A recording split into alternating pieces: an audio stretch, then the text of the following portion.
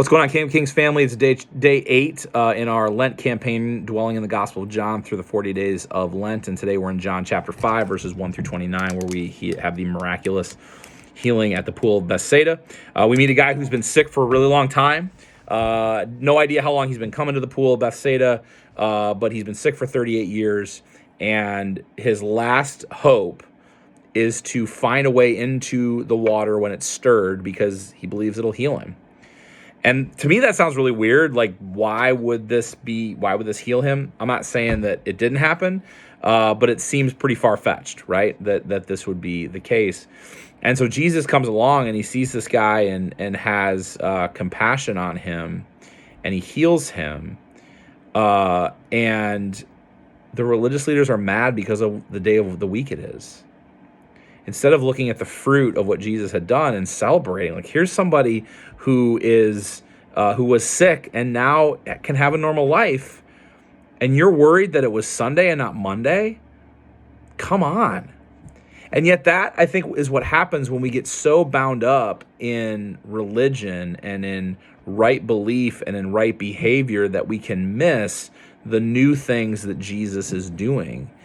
He makes the religious leaders really angry when he says that my Father is working, because the idea that God works on the Sabbath would have been blasphemous to the religious leaders. And yet God gets to decide when God is working. God gets to decide how God will work. And when we put God in the box of our understanding, it really limits our ability to see what God is doing and to celebrate. And Jesus says, I only do the things I see my Father doing. I see my Father wanting to heal people regardless of the day of the week, and so I'm going to do that. And that's what drove the religious leaders over the edge.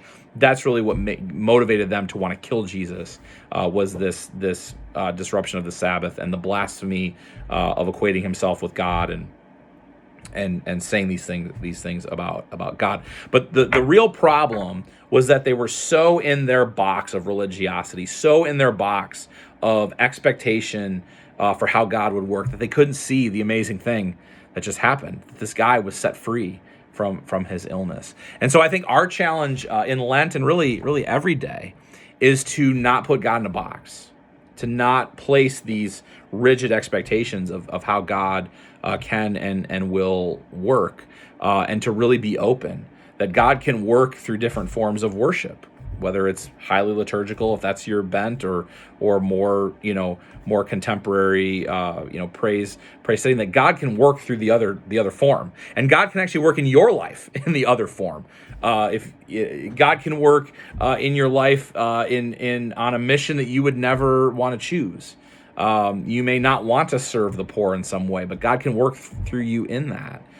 You may have a certain belief about a demographic of people that you believe God is against, and yet God can work in those. God can do whatever it is that God wants to do, because God is God and we are not, and we don't get to decide the right way for God to work. And so the best posture for you and me is just to be open to what God might be doing, and may expand our understanding of how God works. And so don't be rigid, avoid a religious spirit, and simply be open to the leading of the Spirit and what you see God doing out in the world. And you will see incredible things, like guys getting healed who've been sick for 38 years, and all kinds of other stuff that God wants to do in your life and in your world. So that's all for today. We will see you tomorrow.